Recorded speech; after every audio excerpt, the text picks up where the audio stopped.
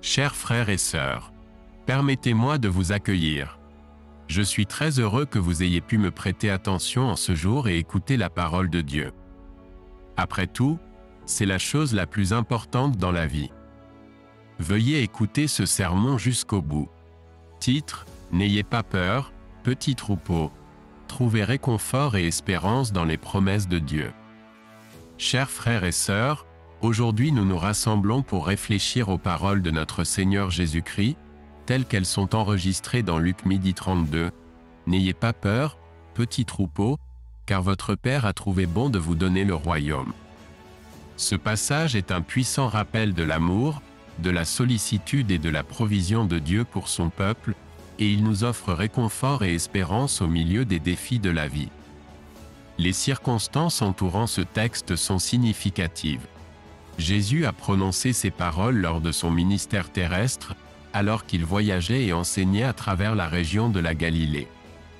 La foule qui s'était rassemblée pour l'écouter était diverse, composée à la fois de fidèles disciples et de curieux observateurs.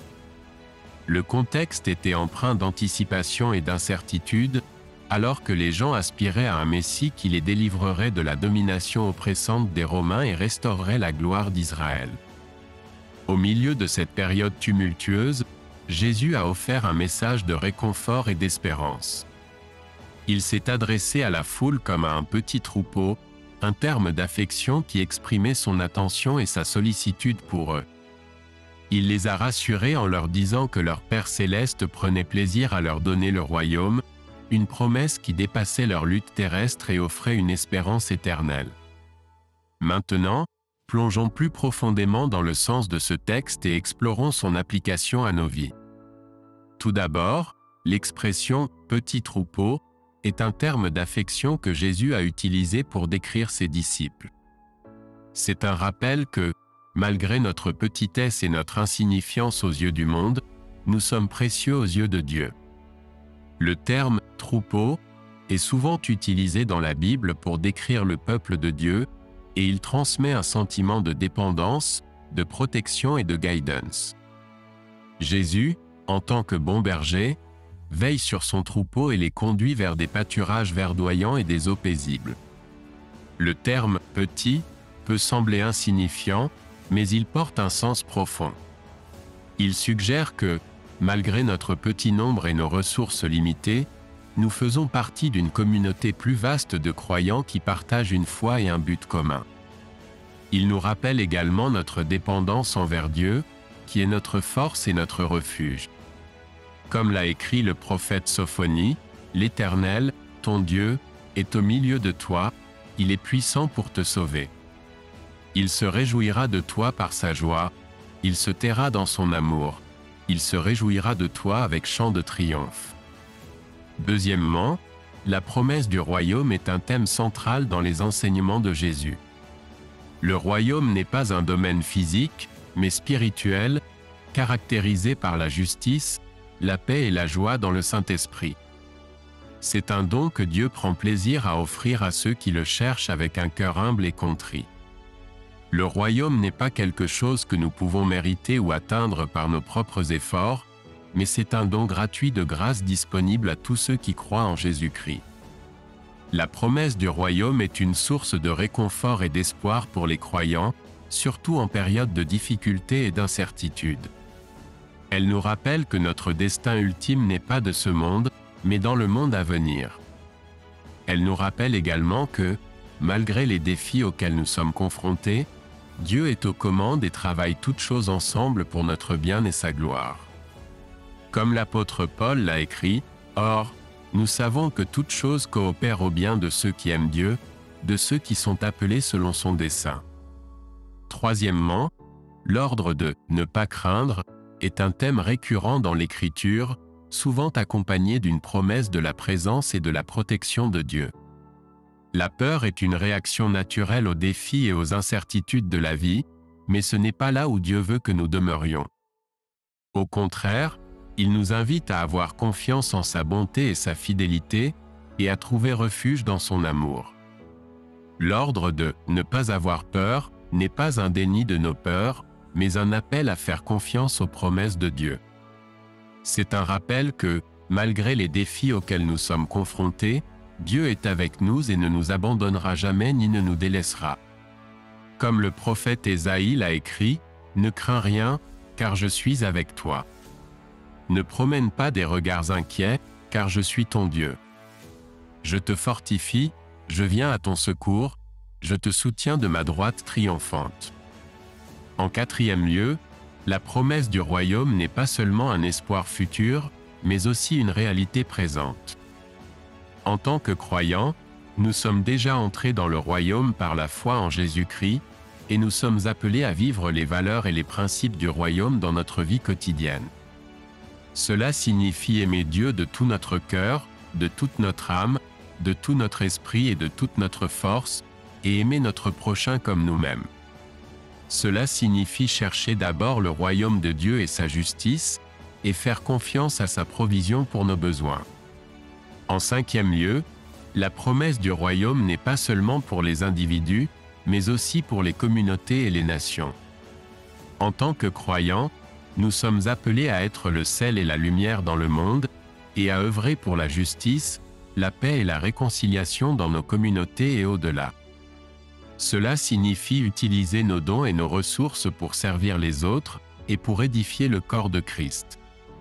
Cela signifie être témoin de l'amour et de la grâce de Dieu, et inviter les autres à se joindre à nous dans le chemin de la foi. En sixième lieu, la promesse du royaume n'est pas seulement pour le présent, mais aussi pour l'avenir. En tant que croyants, nous attendons avec impatience le jour où Jésus reviendra et établira son royaume dans sa plénitude. Ce sera un jour d'espoir et de joie, où toutes choses seront renouvelées, et où Dieu essuiera toute larme de nos yeux. Ce sera un jour où nous verrons Dieu face à face, et où nous serons réunis avec nos proches qui nous ont précédés. En septième lieu, la promesse du royaume n'est pas seulement pour les croyants, mais aussi pour tous les peuples. En tant que croyants, nous sommes appelés à partager la bonne nouvelle du royaume avec ceux qui ne l'ont pas encore entendue.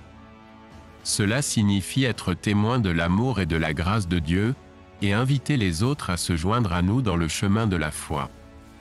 Il faut prier pour le salut de tous, et œuvrer pour la réconciliation de toutes choses en Christ. Huitièmement, la promesse du royaume n'est pas seulement pour les sauvés, mais aussi pour les perdus. En tant que croyants, nous sommes appelés à aimer et prier pour ceux qui sont loin de Dieu, et à leur tendre l'invitation au salut. Cela signifie être témoin de l'amour et de la grâce de Dieu, et partager la bonne nouvelle du royaume avec ceux qui sont perdus et ont besoin d'un sauveur. Neuvièmement, la promesse du royaume n'est pas seulement pour les vivants, mais aussi pour les morts. En tant que croyants, nous croyons en la résurrection du corps et en la vie du monde à venir. Cela signifie que, même si nos proches sont décédés, ils ne nous sont pas perdus pour toujours. Ils sont en présence de Dieu, et nous serons réunis avec eux dans la résurrection. Dixièmement, la promesse du royaume n'est pas seulement pour le présent, mais aussi pour l'éternité. En tant que croyants, nous attendons avec impatience le jour où nous entrerons dans la plénitude du royaume de Dieu, et où nous serons unis à notre Seigneur et Sauveur Jésus-Christ. C'est un jour d'espoir et de joie, où toutes choses seront renouvelées, et où nous verrons Dieu face à face. Onzièmement, la promesse du royaume n'est pas seulement pour nous, mais aussi pour les générations futures. En tant que croyants, nous sommes appelés à être des intendants fidèles de l'Évangile et à transmettre la foi aux générations futures. Cela signifie enseigner à nos enfants et petits-enfants l'amour et la grâce de Dieu, et les encourager à suivre Jésus-Christ. Cela signifie être témoin de l'amour et de la grâce de Dieu, et inviter les autres à se joindre à nous dans le chemin de la foi.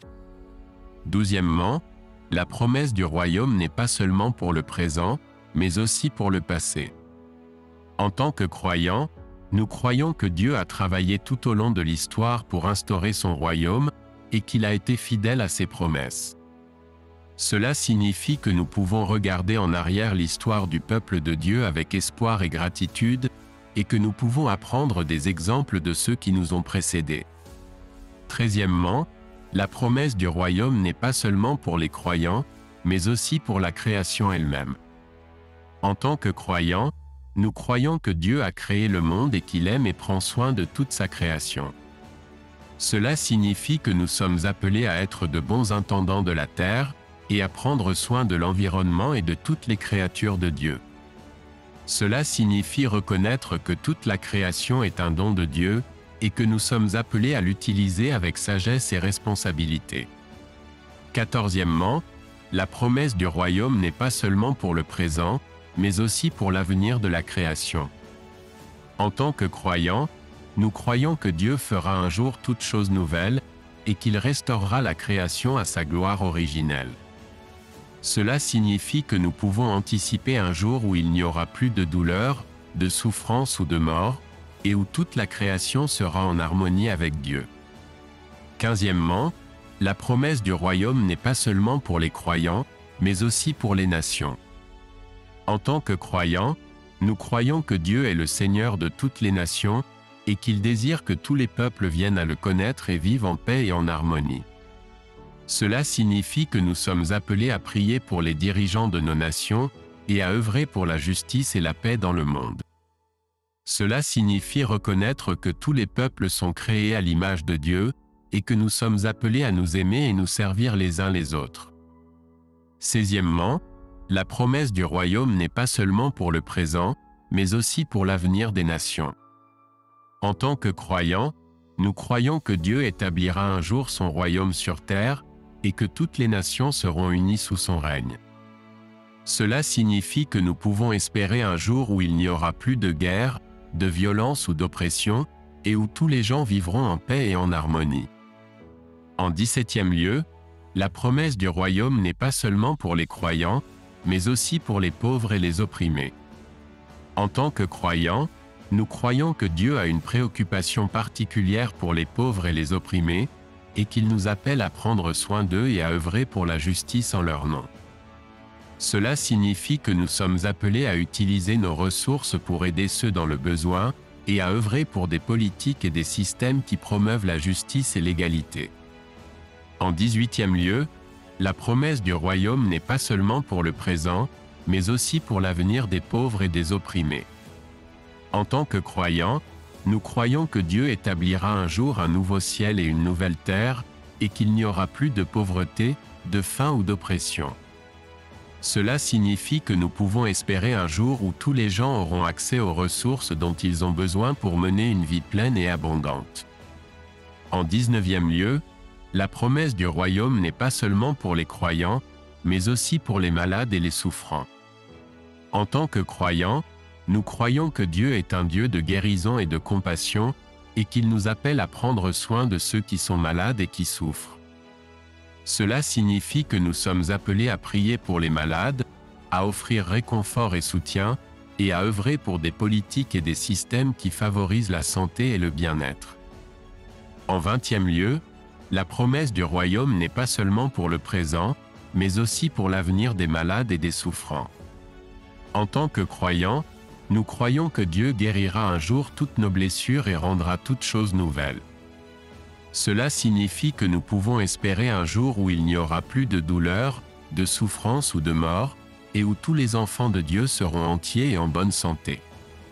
En conclusion, la promesse du royaume est une source de réconfort et d'espoir pour les croyants en tout temps et en toutes circonstances. Elle nous rappelle que, malgré les défis auxquels nous sommes confrontés, Dieu est avec nous et se réjouit de nous donner le royaume. Il nous invite à faire confiance en sa bonté et sa fidélité, et à trouver refuge dans son amour. Puissions-nous nous efforcer de chercher d'abord son royaume et sa justice, et puissions-nous toujours nous souvenir que nous faisons partie du petit troupeau de Dieu, précieux à ses yeux et aimé sans mesure. Amen. Chantons maintenant ensemble l'hymne « Grande est ta fidélité », un témoignage de l'amour et de la fidélité inébranlable de Dieu. Que la paix de Dieu, qui dépasse toute intelligence, garde vos cœurs et vos esprits en Jésus-Christ. Amen.